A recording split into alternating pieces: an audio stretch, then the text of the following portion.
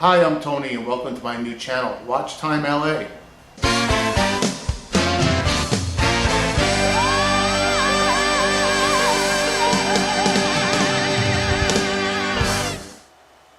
Hi, welcome to Watch Time LA. Today we're going to take a look at fixing a watch that has fog in the lens or just is dirty. I find that even when I'm just replacing a battery, that the lenses tend to get cloudy even if it's not a fog issue. The fog issue sometimes happens when you're wearing the watch. Some friend of yours thought it would be funny to throw you in the pool and you get either condensation or actually moisture in the watch. If you're wearing a dive watch, chances are nothing's going to happen. If you are wearing a dive watch and it gets fogged up, then you got a problem with that dive watch. Anyway, the key to cleaning the lens is obviously to take the guts of the watch out, or the movement as they call it. The problem is you see 4 different watches here. Each one of those has a different kind of movement and it's different to take the movement out. If you don't know what you're doing, you could damage the watch, but overall it's a very, very easy process. The tools you're going to need is a watch case opener. Number 1, here's 3 different versions of a watch case opener. This is the one most commonly used. You'll see in the jewelers where they just kind of pry the back off.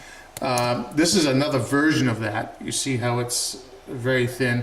Goes behind the watch, between the watch case and the back, and it just kind of snaps off. But my favorite one by far is this one.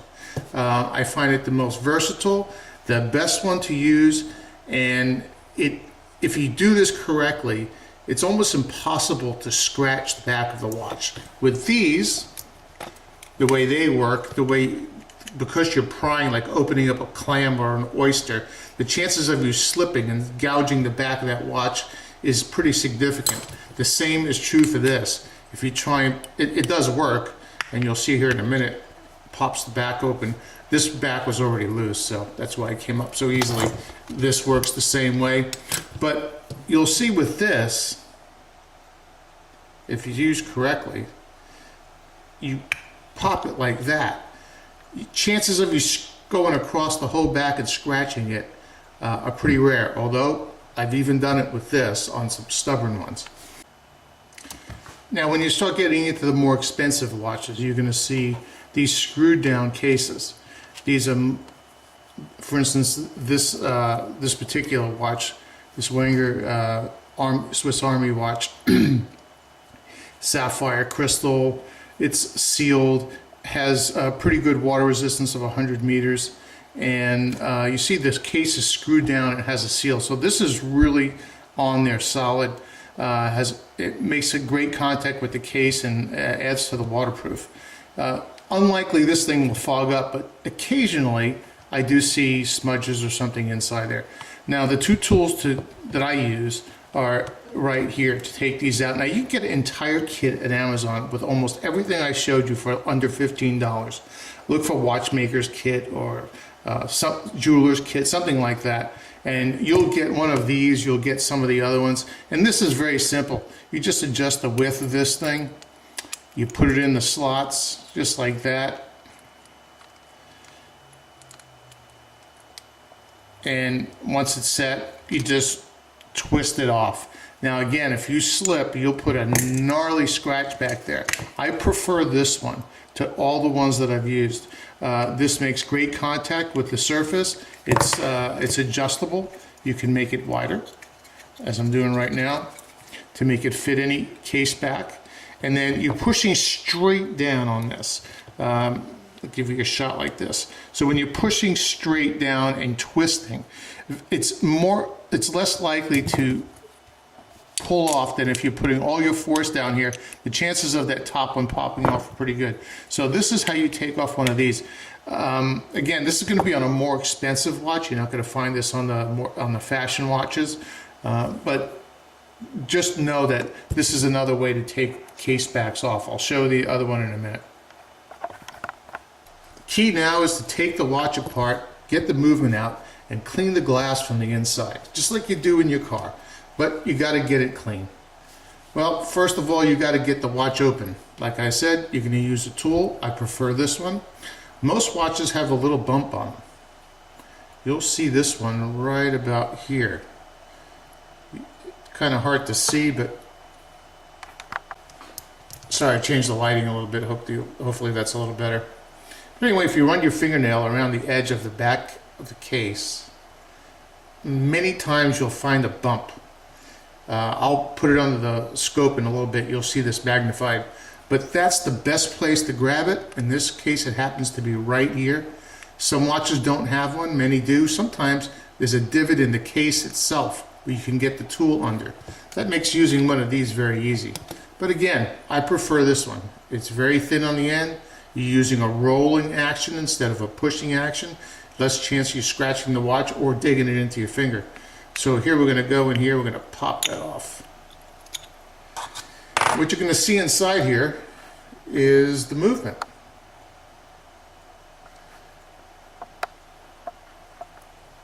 The movement, let's see if we can focus there. No? Okay. So this is called a movement. All of this is dead space. This watch is very large face. The hands are large.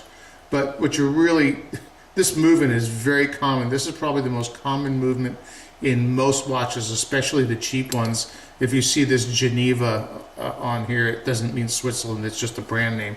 And these are probably the cheapest you get, but they're pretty good. I've had very seldom see one fail. But this is their standard movement, and to get the case out, what we're going to do is just going to take a tool like this. You can use anything, a paper clip, whatever, just pull that thing out. Now you'll see the movement's kind of flopping in there. This is a lot of dead space in this watch. Now you don't want to move it around too much because you don't want to bend the hands. You see the watch is still ticking. So what we're going to do is we're going to try and get this out of here, and I'm going to show you a macro view. There's a bunch of videos about getting the movement out. The guy puts it down and he goes like this, and all of a sudden the crown comes out, but you can't really see what he's doing. So I'm going to show you. You probably can't get a good view there, and I'm reaching around the camera. There's a little divot right here, and all you have to do to get the crown out is push on it, pull the crown out with your finger, and there it goes. And then you turn the watch over, flip it out, and I suggest putting this either in one of these while you're cleaning the watch. This is my favorite little movement holder. You can get a dozen of these for $2 or $3. Or if you're just doing a real quick one, sometimes I use this guy. And I just take the movement, cover it up so no dust or dirt gets on it, push him out of the way. And what we have now is the back of the watch. Now I keep on my bench here little thing of Windex. Now on a watch like this, it's just kind of rubber. If it's kind of nasty in there and it has some sort of film and it's not really a water fog, I will take a little bit of dab of that, put it on there, work it in. You want to clean it up, take a soft towel or paper towel just to get some of the moisture out. Don't rub too hard. You don't want to scratch the lens. Even with a paper towel, you can scratch the lens. And then, of course, you take a clean, lint-free cloth. You rub it out. Put your fingers up there so you're actually pushing on the edges. So you're cleaning the entire thing all the way around, like that. And even then, after I'm done with that, I'll take my can of air, like this, and blow it off. And then what I do is I hold it up against the black surface, and I'll look at it to see if there's any dirt. Now obviously there's some dirt on the outside. We're going to clean that off. See if there's any dirt reflecting in the black. And this one looks pretty darn clean. So we've taken the fog off, but you still really didn't see what I pushed on. So give me a minute, we'll do a close-up. Now what you're looking at right now is the little spot that I pushed on to get the crown out. Now for reference, I put the crown back in, and there's the long stem that goes through that watch that has a lot of dead space. There's the crown. So come back out, you'll see that little dot. Now there's no instructions of what to do there. It's just very simple. You'll take your tool like this, put it right smack in the center of the dot. Sorry, I'm doing this. And just simply push down. When you push down, you see the metal bend. When it bends, it's releasing the crown. I'll give you a shot right there. See if I can focus a little better. And I'm pushing right there. And then I'm just going to pull the crown out, and out it comes. Again, there's a lot of different watches, a lot of different places to push. I'm going to show you one or two more in a couple of different watches. Okay, now in this particular watch, completely different watch, completely different movement.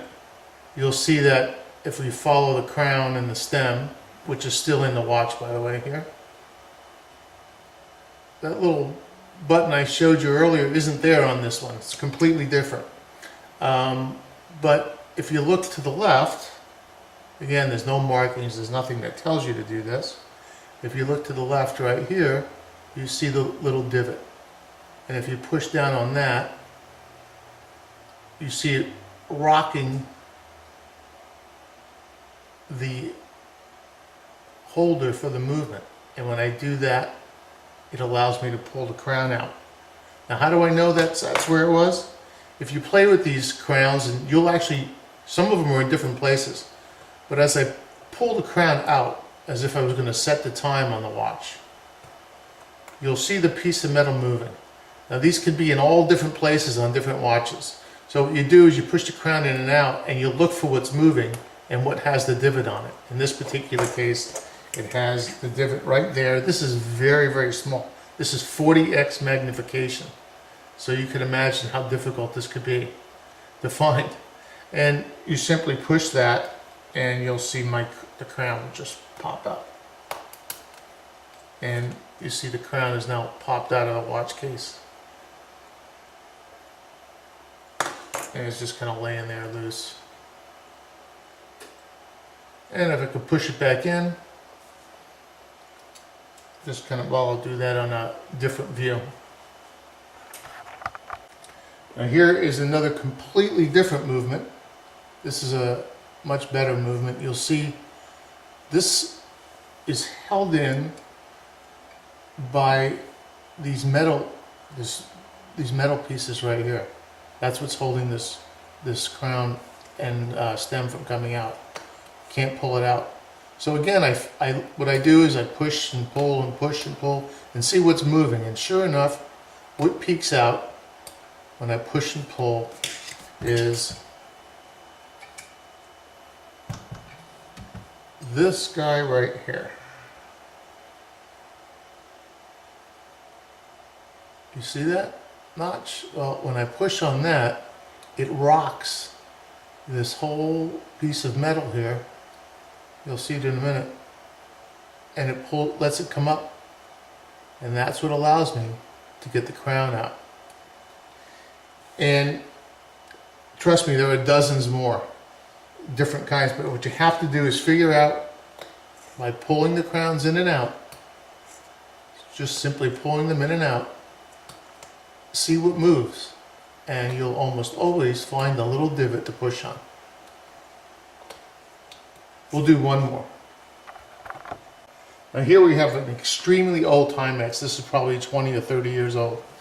This is the crown right here. You're going to see me pull it out, push it in. If this one is a different breed and very rare, you'll come down here and you'll notice that I can go around this whole thing and I push in and out. You'll never see that little pin pop up. In this particular case, the way to get the crown out is to put your tool right in here and pry up on this guy.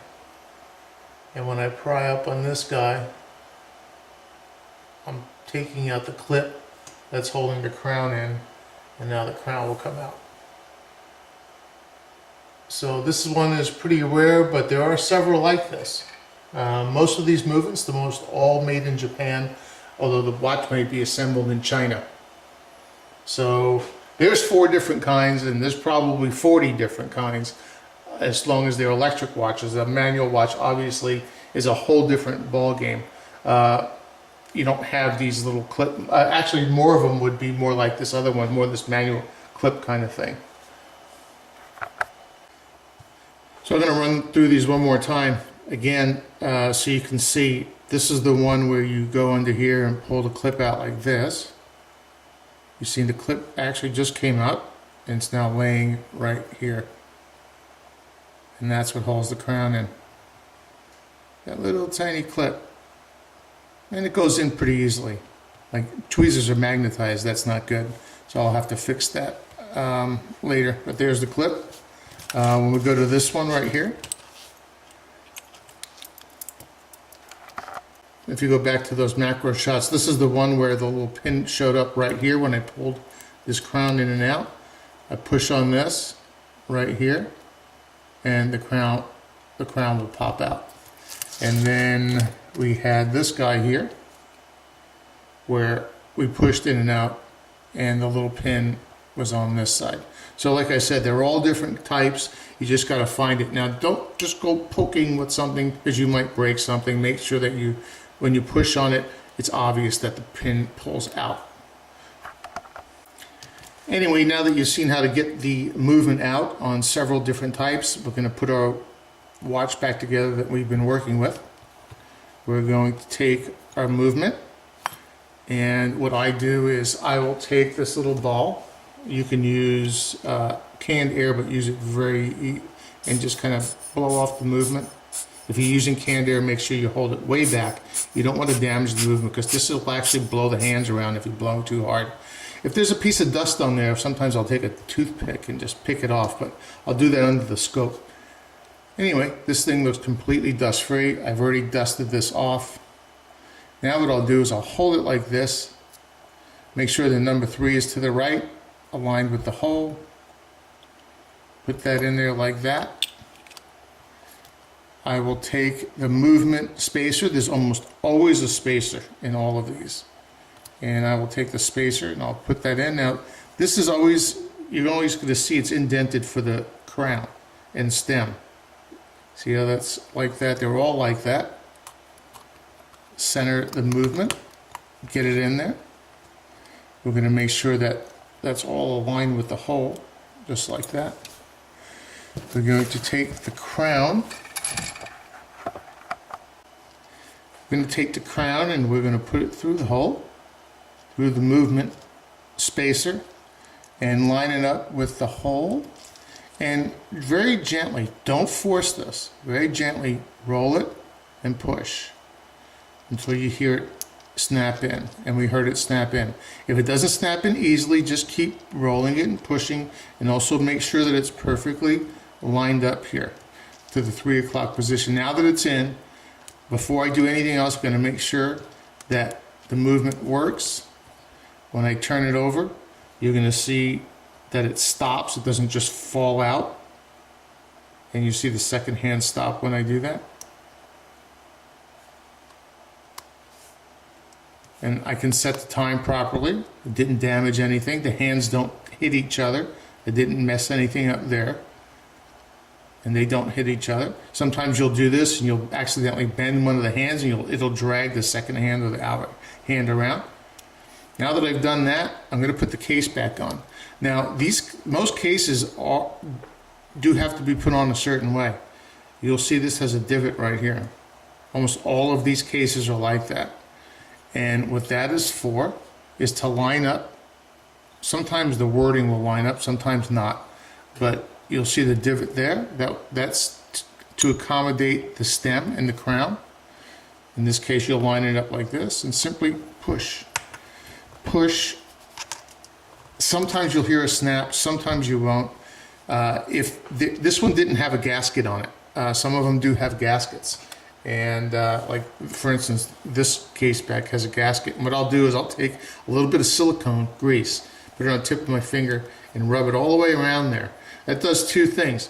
It keeps the rubber fresh, It makes it snap back on easier, and it actually adds to the water tightness of the watch.